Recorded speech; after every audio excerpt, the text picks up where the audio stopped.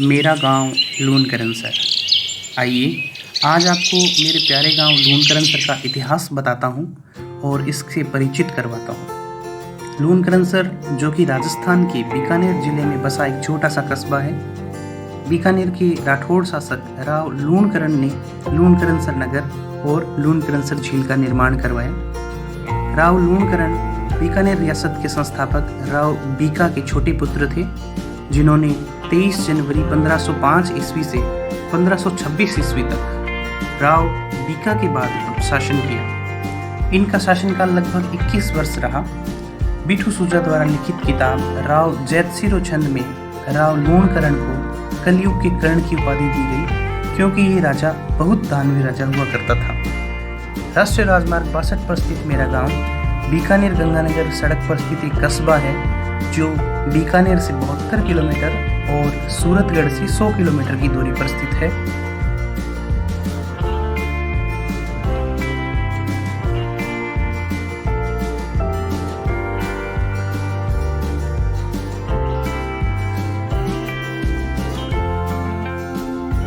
परिवहन व्यवस्था के हिसाब से लूनकरनसर अग्रणी है, क्योंकि यहाँ से रेल मार्ग और सड़क मार्ग दोनों ही गुजरते हैं।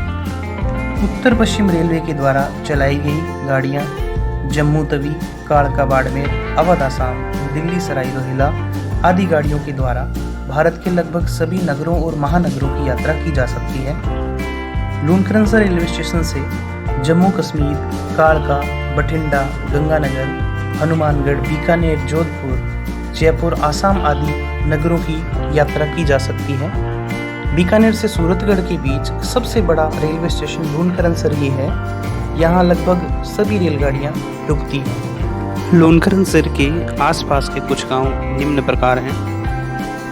राष्ट्रीय राजमार्ग 62 के एक तरफ लूनकरनसर गांव बसा है, वहीं दूसरी ओर एक झील है जिसे लूनकरनसर झील के नाम से जाना जाता है, जो लूनकरनसर की शोभा को बढ़ाती है। यहाँ क्यार पद्धति के द्वारा नमक का उत्पादन किया जाता है।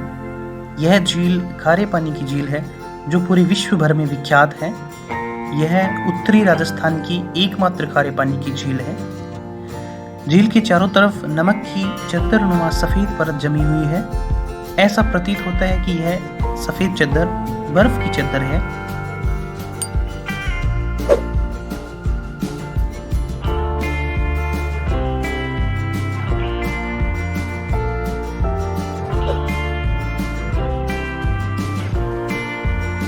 झील के आसपास अनेक प्रकार के पक्षी निवास करते हैं। पक्षियों की चहचहाट मन को मोह लेने वाली है। पक्षियों और झील के इस प्राकृतिक सौंदर्य को देखने और भ्रमण करने के लिए देश विदेश से अनेक पर्यटक यहाँ पर आते हैं।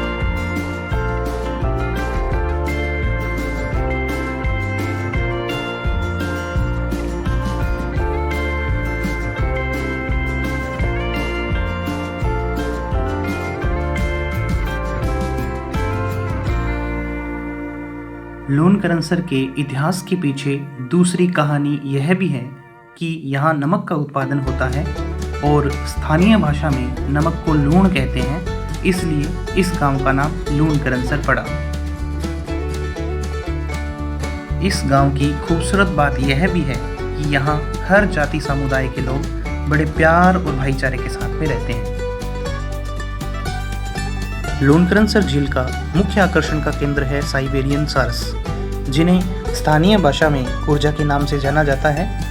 ये रूस के साइबेरिया से यहाँ हजारों किलोमीटर की दूरी तय करके आते हैं। इनका निवास स्थान साइबेरिया है। सर्दियों के दिनों में वहाँ अधिक ठंड होने के कारण गर्म जलवायु की तलाश में पूर्व दिशा में उड़ान भरते हैं और उष्णकटिबंधीय देशों की तरफ जाते हैं।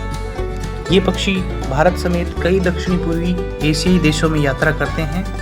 राजस्थान का भरतपुर पक्षी अभयारण्य प्रवासी साइबेरियन सारस के लिए प्रसिद्ध है। इसी दौरान ये सारस लूनकरनसर झील पर आते हैं। ये सितंबर से फरवरी लगभग 6 माह तक यहाँ निवास करते हैं। ये पक्षी यहाँ अपना प्रजनन काल पूरा करते हैं। साइबेरियन सारस सर्वाहारी होते हैं और इनका मुख्य भोजन धान, कंद, मूल, पौष्टिक जड़ें होती हैं, जो ये लूनकरनसर के आसपास के खेतों से प्राप्त कर लेते हैं। ये सबसे बड़े आकार के वे पक्षी हैं जो सबसे अधिक दूरी तय करके यहाँ पहुँचते हैं। इन पक्षियों की ऊंचाई लगभग 3 फीट होती है। पंखों की लंबाई करीब 2 मीटर होती है। इस मनमोहक दृश्य को देखने के लिए पर्यटक इस झील के किनारे घंटों अपना समय व्यतीत करते हैं और अपने कैमरे में भी कैद करते हैं। यहाँ भ्रमण करने का सबसे अच्छा समय सूर्य उदय व सूर्य अस्त का रहता है, परंतु सर्दियों के समय ही।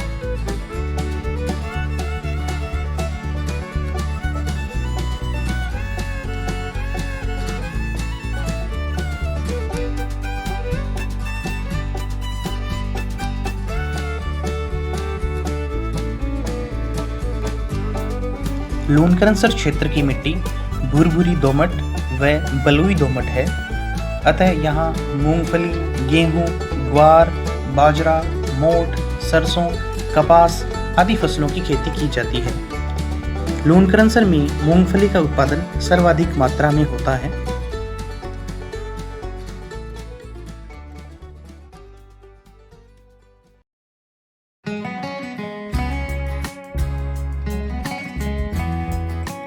विश्व में मूंगफली का उत्पादन सर्वाधिक भारत में ही होता है। भारत के गुजरात में सर्वाधिक मूंगफली का उत्पादन होता है, इसलिए गुजरात को भारत का राजकोट भी कहते हैं। इसी प्रकार राजस्थान के लूनकरनसर क्षेत्र में मूंगफली का उत्पादन सर्वाधिक होता है। यहाँ की मूंगफली उत्तम किस्म के लिए प्रसिद्ध है, इसलिए लूनकरनसर को राजस्थान का राजकोट भी कहा जाता है। यहाँ की मूंगफली खाने में बड़ी स्वादिष्ट होती है।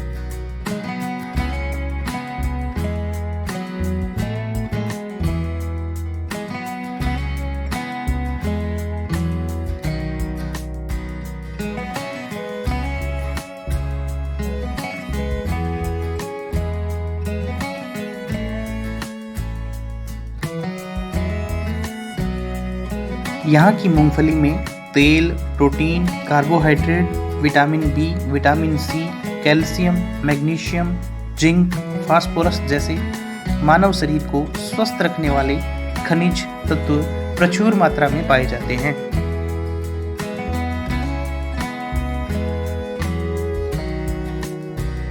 तो चलिए अब आपको लूनकरनसर के सभी धार्मिक स्थलों का भ्रमण करवाते हैं।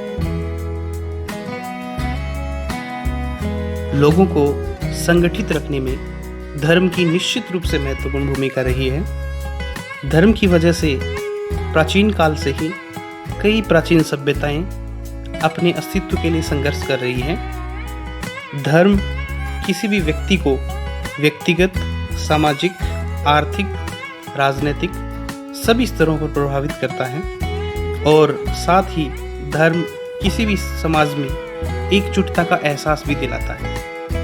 धर्म की वजह से लोगों की विचारधाराओं में समानता होती है और एक धर्म के लोग विश्व स्तर पर एक दूसरे से जुड़ाव महसूस करते हैं और सामूहिक उन्नति के लिए अग्रसर होते हैं। धर्म आपसी सद्भावना एवं एकता का प्रतीक है, क्योंकि धर्म विशेष को मानने वाले लोग एक ही प्रकार की जीवन पद्धति का पालन करते हैं। धर्म या मजहब अपने अनुयायियों को एकता के सूत्र में पिरोकर रखने का कार्य भी करता है। अनेकताओं में एकता के सर्वोत्तम उदाहरण पेश करते हुए भारत के प्रसिद्ध कवि मोहम्मद इकबाल की 1904 में लिखी पंक्तियां मजहब नहीं सिखाता आपस में बैर करना, अर्थात दुनिया का हर धर्म आपस में एकता का पाठ पढ़ाते हैं।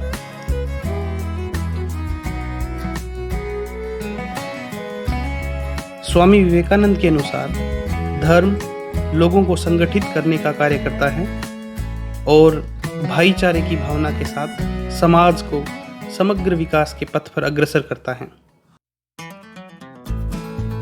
सामाजिक एकता को बढ़ावा विश्व के सभी धर्मों की स्थापना मूल उद्देश्य होता है। किसी भी पंथ, विशेष या संप्रदाय को मानने वाले लोगों को एक साथ जोड़कर रखने में धर्म की महत्वपूर्ण भूमिका है।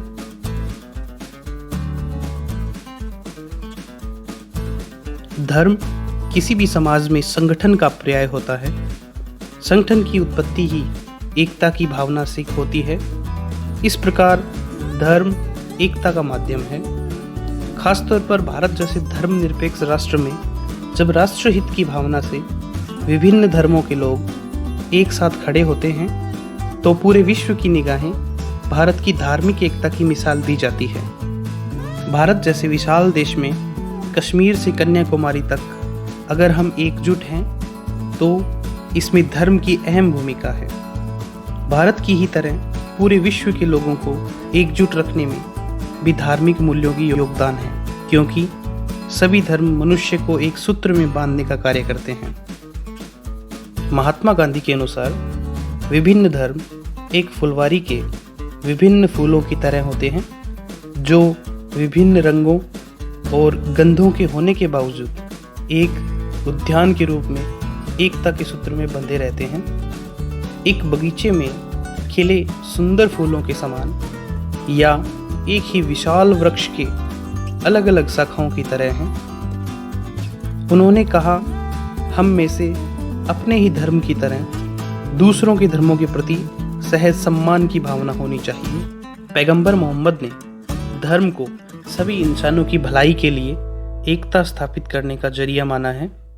इसी प्रकार संत कबीर और रविदास ने भी धर्म की व्याख्या सभी इंसानों की भलाई और आपसी भाईचारे एवं एकता के प्रतीक के तौर पर माना है।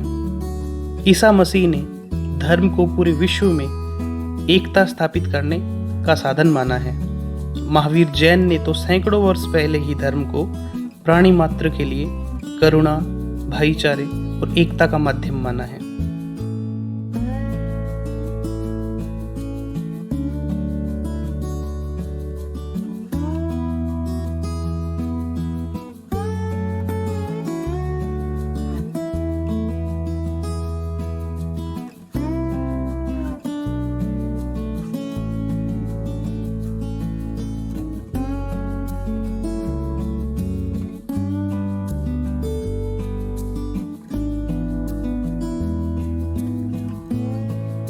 लोनकरनसर जैतून रिफाइनरी 3 अक्टूबर 2014 को पूर्व मुख्यमंत्री वसुंधरा राजे सिंधिया ने लोनकरनसर में देश की पहली जैतून रिफाइनरी का उद्घाटन किया था। जैतून तेल का उत्पादन करने वाला राजस्थान देश का पहला राज्य है। लोनकरनसर जैतून रिफाइनरी में लगे संयंत्र 3 करोड़ 57 लाख की लागत के साथ इटली से मंगवाए गए हैं। इस जैतून रिफाइनरी की शुरुआत करने के लिए इजराइल से विशेषज्ञों की टीम भी पहुंची थी। प्रदेश में इस समय नागौर, श्रीगंगानगर, अलवर, बीकानेर आदि जिलों की 282 हेक्टेयर भूमि पर जैतून की खेती हो रही है, जिसे बढ़ाकर अब 5000 हेक्टेयर करने का लक्ष्य है।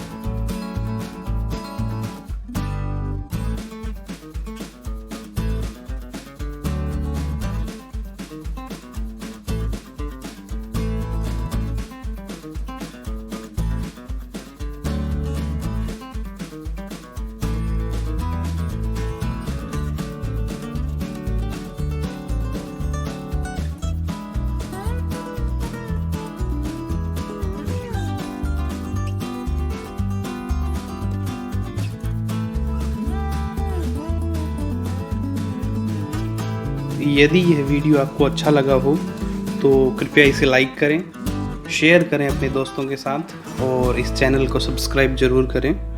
धन्यवाद।